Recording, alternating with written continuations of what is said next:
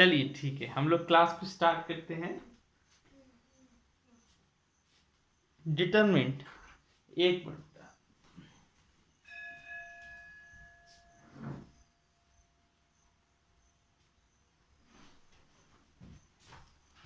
बहुत ही बढ़िया चैप्टर है बेटा, इसको सॉल्व करने में बहुत मजा आएगा, आपको अच्छा लगेगा चैप्टर, है ना। इंटरेस्टिंग चैप्टर है।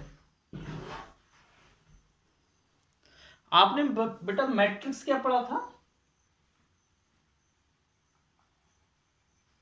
चलिए हम और पहले आप क्लास 10th में अगर आपको दो इक्वेशन दी जाती थी a1x b1 c1, a2x b2 c2, इसको हम डिटरमिनेंट के फॉर्म में भी लिख सकते हैं। कैसे लिखोगे? a1 b1 a2 b2 और x y और c1 c2, ऐसे लिखते हैं ना बेटा। डिटरमिनेंट में लिख सकते हैं, वो मैट्रिक्स के फॉर्म में लिख सकते हैं। अच्छा, हमें ये एक मिनट बाद क्लास लेते हैं ना, ये आप ही के बुक का एग्जाम्पल था, करते तो अच्छी बात था। चलिए ठीक है।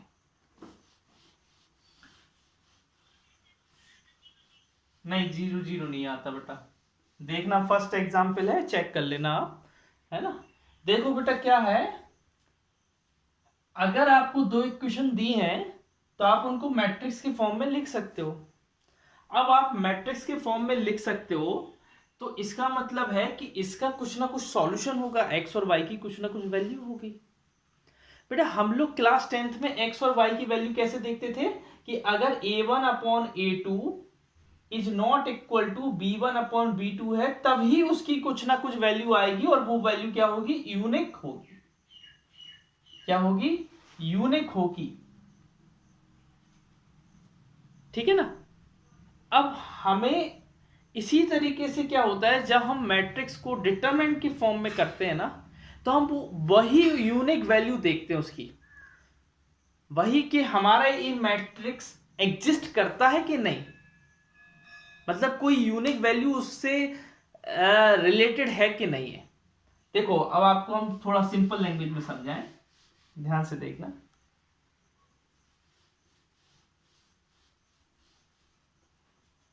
मैट्रिक्स क्या है बेटा? मैट्रिक्स होता क्या है? एक रेक्टेंगुलर अरेंजमेंट होता है, अरेंजमेंट ऑफ अरे, है ना, एक रेक्टेंगुलर अरेंजमेंट ऑफ अरे ऑफ एलिमेंट। जैसे मैंने 1 2 3 ऐसे लिख दिया, 4 5, ये एक प्रकार का अरेंजमेंट है, ये कोई वैल्यू नहीं है। This is not a value, it just a, मतलब इसी में हम कुछ ना कुछ करते रहते हैं, इसी में रहेगा वैसे। ऐसा नहीं कोई वैल्यू मिल जाए इसकी 5 ऐसी मिल गई वैल्यू,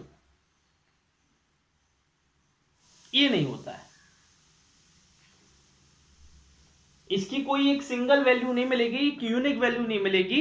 एक डिटरमिनेंट, सॉरी, ये मैट्रिक्स क्या है? एक रेक्टेंगुलर अरे है ऑफ एलिमेंट्स और फंक्शंस और कॉम्प्लेक्स नंबर, कोई भी रियल नंबर, है ना, इनका अरेंजमेंट है। अब देखिए, लेकिन जो डिटरमिनेंट है, जो डिटरमिनेंट है वो क्या देता है? एक मैट्रिक्स से एसोसिएट। अगर हम इसी को जैसे ए लिखा है, ए इक्वल टू ए, अब हम इसी को बोले determinant of A, determinant of A, तो बेटा इसकी वैल्यू ऐसी नहीं आएगी, इसकी वैल्यू कोई एक सिंगल डिजिट आएगी। मान लो 7 आ गई, सॉल्व करने के बाद इसको सॉल्व किया जाता है, मान लो 7 आ गई, मान लो 0 आ गया, मान लो 9 आ गया, कुछ ना कुछ एक ना एक वैल्यू देगा, एक सिंगल वैल्यू देगा। कौन? अगर हम इसी को डिटरमिनेंट, तो डिटरमिनेंट एक आपको वैल्यू देता है जो किससे एसोसिएट होता है? एसोसिएट होता है मैट्रिक्स से। किससे एसोसिएट होता है? मैट्रिक्स से। अब डिटरमिनेंट को कैसे रिप्रेजेंट करते हैं, देखो ध्यान से देखना बेटा, ध्यान बिल्कुल एकदम दिमाग लगाओ कि मैट्रिक्स एक रेक्टेंगुलर अरेंजमेंट है, अरे of rectangular arrangement of elements. लेकिन ये क्या है, एक सिंगल वैल्यू है, एक यूनिक वैल्यू है which associate with the given matrix. अब देखिए अगर आप इसमें देखो, जैसे हमने बोला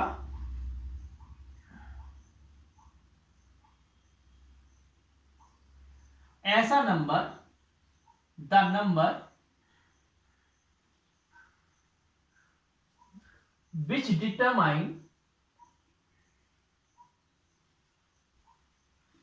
determines the uniqueness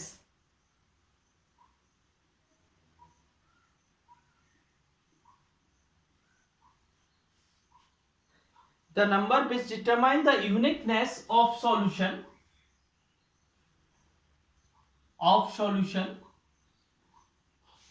is associated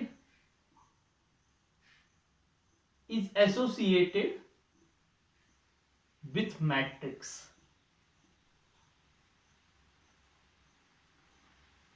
is called determinant। उसी को हम क्या बोल सकते हैं, डिटरमिनेंट बोल सकते हैं।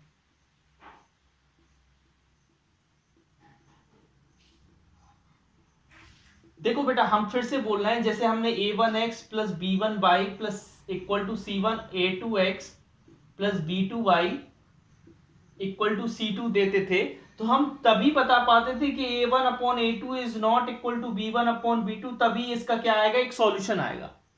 अब लेकिन हम किसी भी मैट्रिक्स का सॉल्यूशन कब बोल सकते हैं, मतलब वो जो उसमें गिवन इक्वेशन है वो कब सॉल्व हो सकती है, जब उनका डिटरमिनेंट,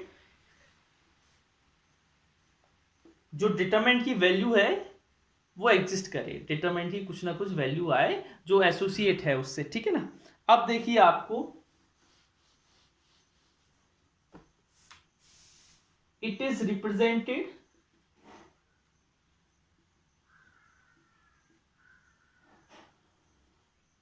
रिप्रेजेंटेड बाय, ऐसे भी बोल सकते हैं डिटरमिनेंट ऑफ ए, या इसको ऐसे, बेटा मैट्रिक्स वाला साइन नहीं लगाना, ऐसे ऐसा वाला 2 लाइन। ये आपने क्लास 10th मतलब 10th तक ये पढ़ा होगा, 11th तक पढ़ा होगा कि ये साइन मॉड का कहलाता है। अगर इसके अंदर माइनस 9 लिखो तो प्लस 9 आ जाता है, लेकिन ये मॉड का साइन नहीं है, डिटरमिनेंट का साइन है। कैसे पहचानेंगे कि डिटरमिनेंट का साइन है, क्योंकि इसके अंदर लिखा हुआ जो चीज है, लिखा हुआ जो आइटम है वो क्या है, एक मैट्रिक्स है। लिखा हुआ एक आइटम जो है वो क्या है, एक मैट्रिक्स है।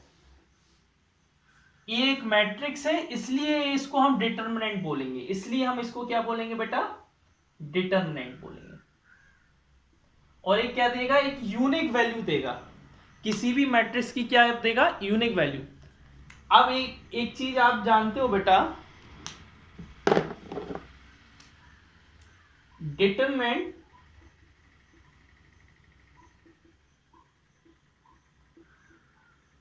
कैन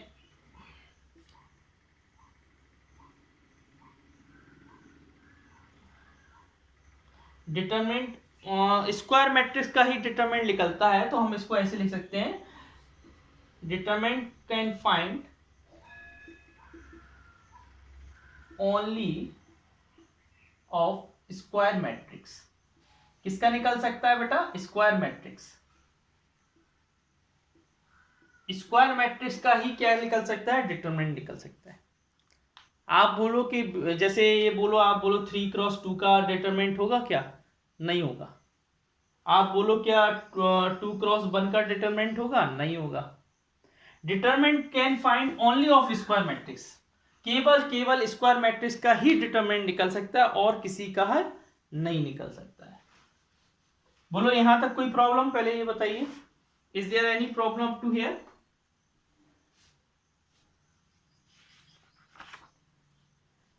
इसमें बेटा क्या है कि हम इसका बहुत ज्यादा यूज है इंजीनियरिंग फील्ड में, कैलकुलेशन को फास्ट करना। जैसे अभी तो हमने दो इक्वेशन दे दी, आपने आराम से आंसर बता दे, तो एलिमिनेशन सब्स्टिट्यूशन आप 3 में भी बता देते हो।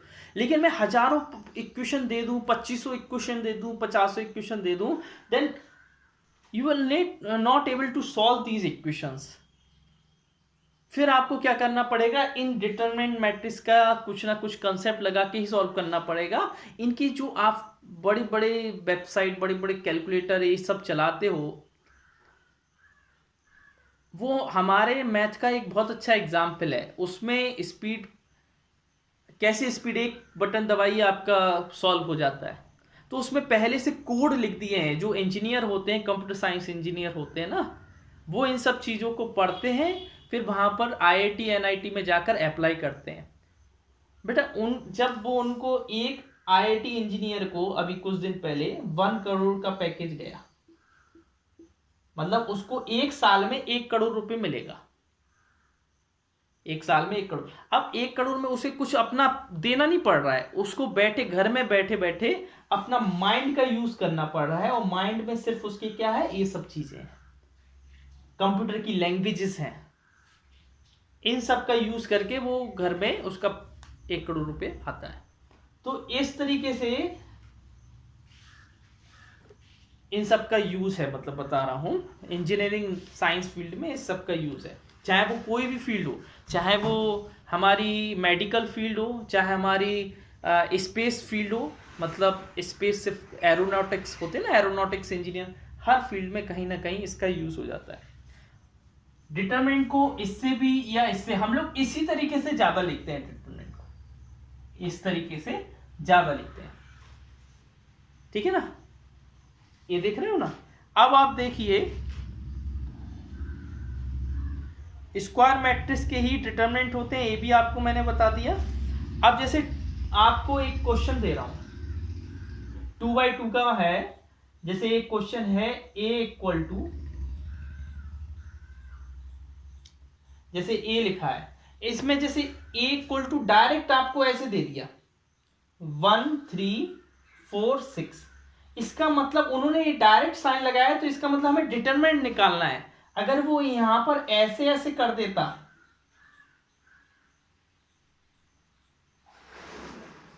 और फिर बोलता कि डिटरमिनेंट निकालो, तो हम ऐसे लिखते हैं डिटरमिनेंट ऑफ ए।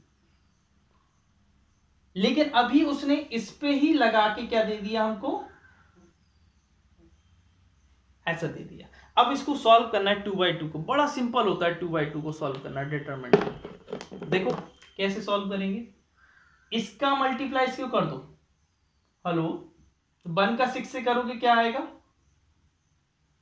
माइनस, इसका मल्टीप्लाई इससे कर दो, 4 का 3 से करेंगे क्या आएगा 12, 6 माइनस 12 क्या आएगा, आंसर कितना आएगा माइनस का 6।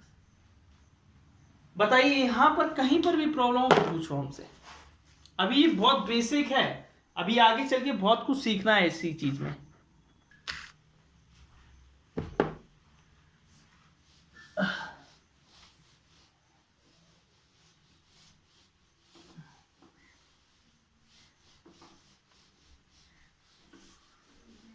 देखिए बेटा, अब क्या है कि हम डिटरमिनेंट निकालेंगे 3/3 का,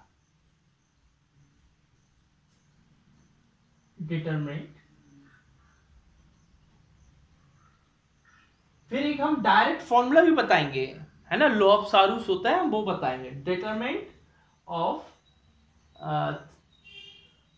मैट्रिक्स ऑफ ऑर्डर 3x3, है ना। हम डायरेक्ट एग्जाम्पल पे जा रहे हैं, इसमें एग्जाम्पल से आपको ज्यादा समझ में आएगा अच्छे से, ओके। इसमें कई प्रॉपर्टीज होती हैं जिससे हमारा डिटरमिनेंट बहुत आसान हो जाता है, लेकिन वो सेकंड एक्सरसाइज से चालू होंगी, फर्स्ट एक्सरसाइज में भी कुछ प्रॉपर्टीज वगैरह नहीं है।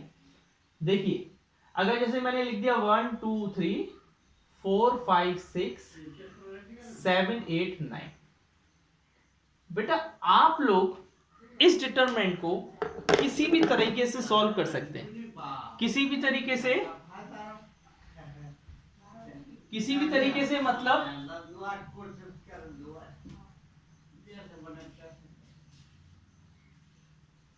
किसी भी तरीके से, मतलब बेटा आप इसमें क्या है कि इस रोज के अकॉर्डिंग भी इसको सॉल्व कर सकते हैं, इस वाले कॉलम के हिसाब से भी सॉल्व कर सकते हैं, इस वाले रोज के अकॉर्डिंग भी सॉल्व कर सकते हैं और इस वाले कॉलम के हिसाब से भी सॉल्व कर सकते हैं, कहीं से भी सॉल्व कर सकते हैं।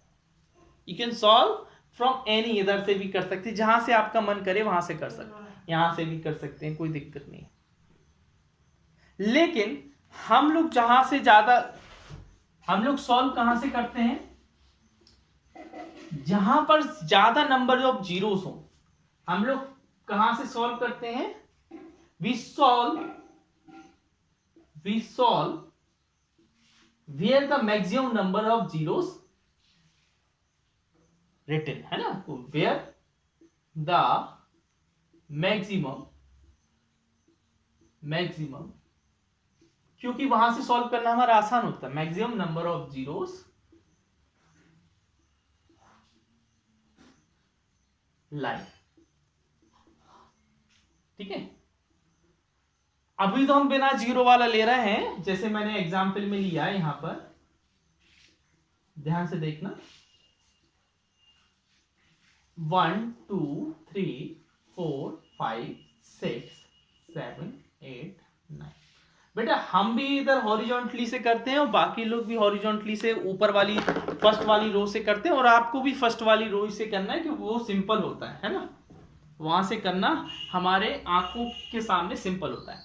अब आप बिल्कुल ध्यान से, बिल्कुल एकदम माइंड यहां लगा लो, क्योंकि ये आ गया तो कम से कम एक काम कंप्लीट हो जाएगा।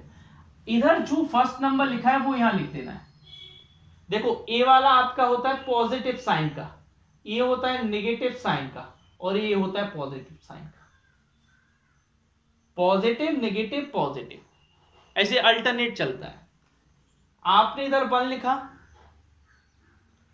बोलो आया बेटा कि नहीं आया बेटा? तो ये 1 जहां पर आ रहा है, 1 यहां पर आ रहा है, तो इस वाली रो को और इस वाली कॉलम को हटा दो, बाकी बचे हुए का डिटरमिनेंट लिखा, क्या हो गया बेटा? हाँ, हम 3/3 का क्या निकालना है, डिटरमिनेंट निकालना है। तो हम इस रो के अकॉर्डिंग निकालना है, फर्स्ट रो के अकॉर्डिंग। तो फर्स्ट रो में इधर क्या लिखा है, 1 लिखा है, हमने इस 1 को यहां लिख दिया, ब्रैकेट लगाया। अब उस 1 के सामने, उस 1 वाली कॉलम को और 1 वाली रो को छुपा दो, 1 वाली कॉलम को और 1 वाली रो को छुपा दो। बचा क्या, 5 और 9, 5 का 9 से मल्टीप्लाई करो, बीच में माइनस लगाओ, और 6 का 8 से मल्टीप्लाई करो। बोलो आया कि नहीं इतना? अब बेटा 2 में क्या है, माइनस, तो माइनस का 2 लिख दो। अब 2 के वाली कॉलम को छुपाओ और 2 वाली रो को छुपा दो, 2 वाली कॉलम को और 2 वाली रो को। तो 4 को 9 से मल्टीप्लाई करो और 7 को 6 से। देखो ध्यान से देखते जाओ, जहां पर नहीं आ रहा तुम लोग करते जाओ कॉपी में, और देखते जाओ कैसे छुपाने का बोल रहे हैं हम।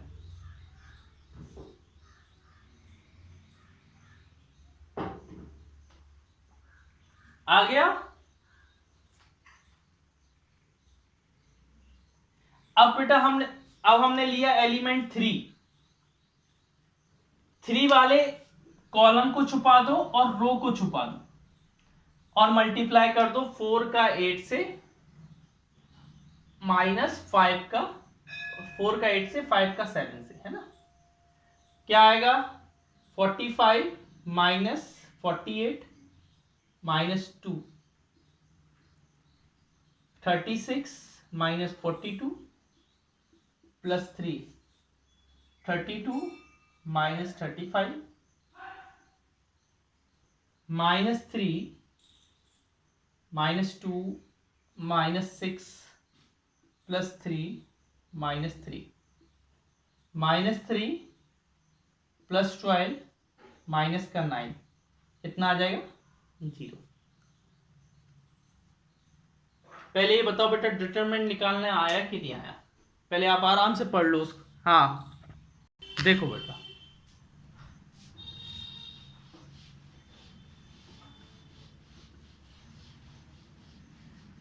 बेटा आपको ये देखो, हमें ये बताओ, मैंने बोला था ना कि जहां 0 हो ना उसको छोड़ दो, जीरो है ना, उनको छोड़ दो, हमें सिर्फ इसको सॉल्व करना है 4 वाले को। तो 4 के साथ इधर देखो बेटा, 4 के साथ क्या है, 4 वाली रो छोड़ दो और 4 वाली कॉलम, मतलब कॉलम को भी छोड़ दो और रो को भी छोड़ दो, क्या बनता है, -1 का मल्टीप्लाई 1 से, -3 का मल्टीप्लाई 4 से। तो इधर 4 -1 और -12, तो ये क्या हो जाएगा बेटा, इसको इधर कर रहा हूं, 4 इंटू -30 और देखो -52 आ गया, पूरा सॉल्व करना नहीं पड़ा। आया समझ में कि नहीं?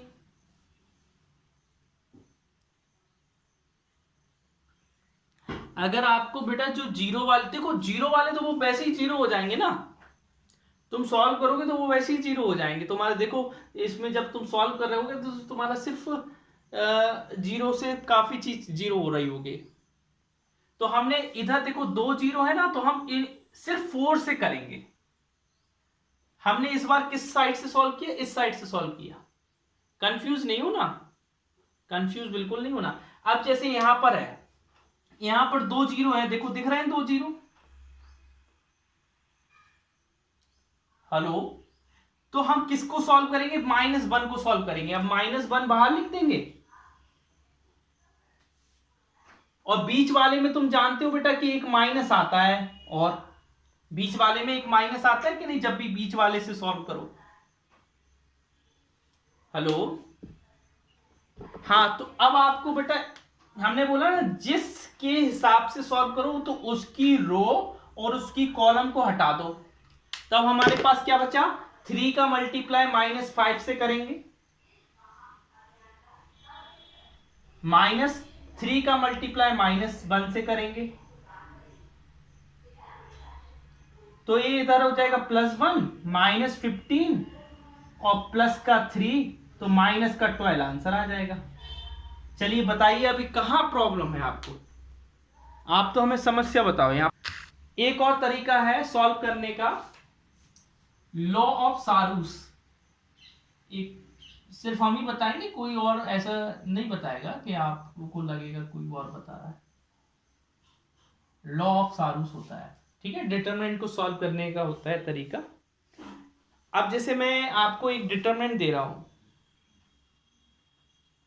1 2 5 1 1 4 -2 -3 -9। ध्यान से देखना बेटा, ये लिख लिया ना इस साइड का, इस साइड का लिख लिया। चलिए देखिए, उसमें लिख दिया करो कि we are solving with second number row, है ना, ऐसे लिख दिया करो जिससे सामने वाले को, या with first number column. Generally हमें लेकिन ऊपर से ही सॉल्व करना है ना, ऊपर फर्स्ट वाली रो से सॉल्व। इसमें लॉ ऑफ सारूस में क्या है बेटा, जो फर्स्ट 2 कॉलम है उसको रिपीट करके लिख दो, जो फर्स्ट 2 कॉलम है उनको रिपीट, जैसे मैंने इधर 1 2 5 1 1 4। बोलो यहां तक कोई प्रॉब्लम,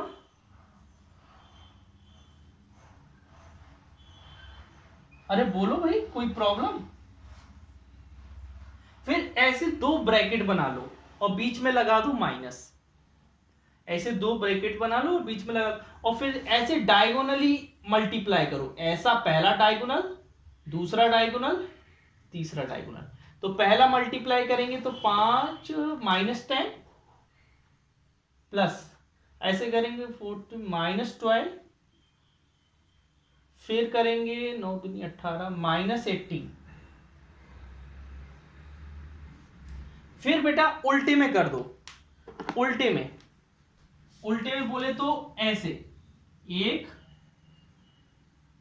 2 और 3, फिर उल्टे में कर दो।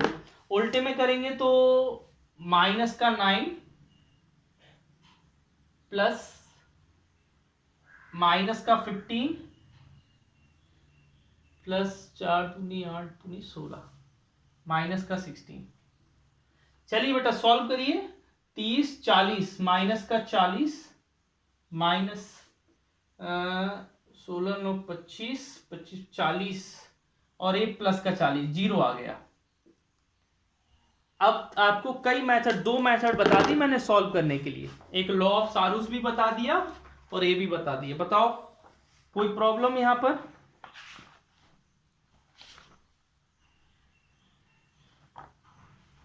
हेलो, ये हो गया। अनु आपको आ गया समझ में कि नहीं आया? आ गया, चलो अच्छी बात है ना। एक और क्वेश्चन सॉल्व करके दिखा दो, बस एक लास्ट है, फिर आपको हम दूसरी चीज पढ़ाएंगे। कर लेंगे आप, कोई दिक्कत नहीं, कर लेंगे। चलो नई चीज पढ़ा। हाँ बोलिए।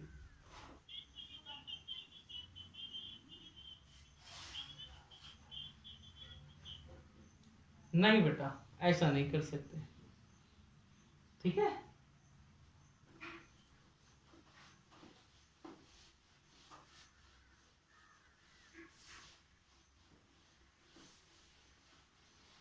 तो आपकी एक्सरसाइज खत्म हो गई बेटा। एक्सरसाइज के ही मैंने कुछ क्वेश्चन करवाए हैं आपको, एक्सरसाइज के बचे हुए क्वेश्चन आप कर लेना, जो नहीं बने कल हमसे ध्यान से पूछ लेना, ठीक है।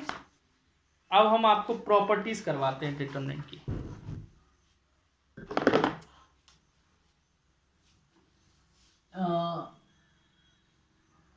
इंट्रोडक्शन है एक्सरसाइज 3.2 के पहले का, ठीक है। तो जितने भी कंसेप्ट रहेंगे वो 3.2 के पहले के रहेंगे। प्रॉपर्टी आज तो कंप्लीट नहीं हो पाएंगी, प्रॉपर्टीज बहुत सारी है इसकी, है ना।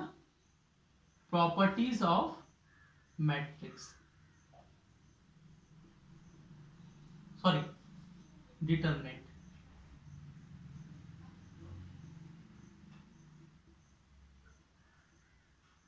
ठीक है। ठीक है बेटा, हमें क्या करना है, प्रॉपर्टीज निकालना है डिटरमिनेंट की।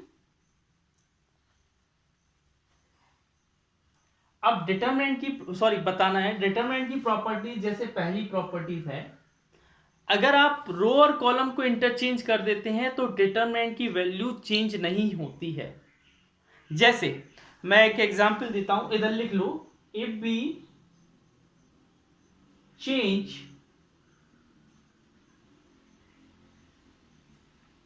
रो एंड कॉलम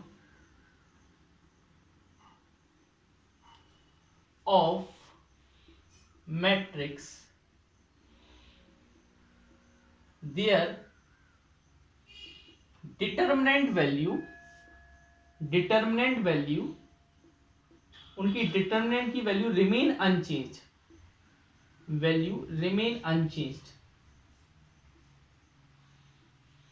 अनचेंज्ड।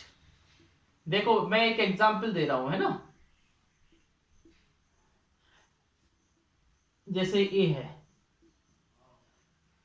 1 2 3 4 5 6 7 8 9, ठीक है। इधर मैं एक बी डिटरमिनेंट दे रहा हूं और वैसे ही लिख रहा हूं, बस इसकी रो कॉलम को चेंज कर रहा हूं। इधर मैं लिख दे रहा हूं 1 4 7 2 5 8 और 3 6 9। चलिए बेटा जल्दी से दोनों के डिटरमिनेंट निकालो, ए का भी डिटरमिनेंट निकालो और बी का भी डिटरमिनेंट निकालो। Find out fast determinant of both the matrix. चलिए ठीक है, आगे देखिए। नेक्स्ट प्रॉपर्टी आपकी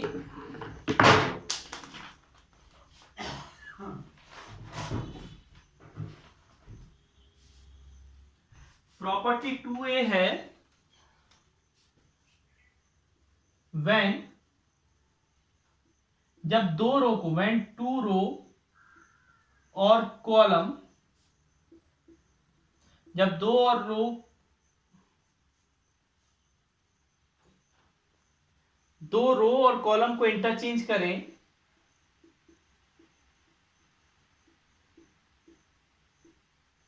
then determinant are of opposite sign, then determinant, जो डिटर्मिनेंट होता है वो अपोजिट साइन का होता है, आर ऑफ अपोजिट साइन।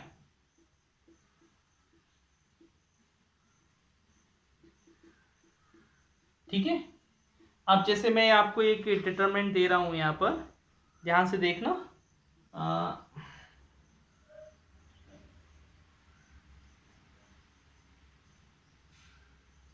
ठीक है, लिखना बेटा, एक एक डिटरमिनेंट दे रहा हूं, ये एग्जाम्पल है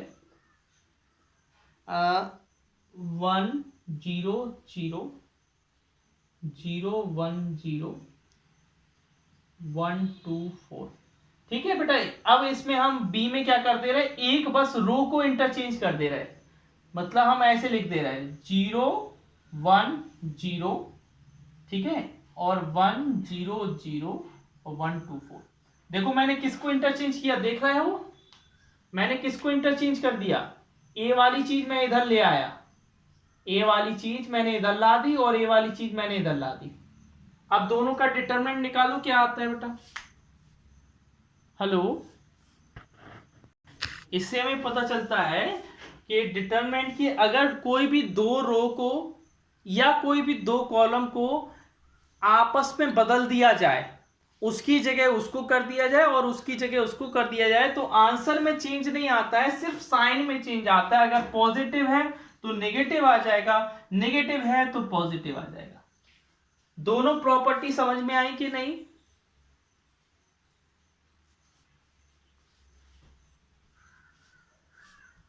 अनु आगे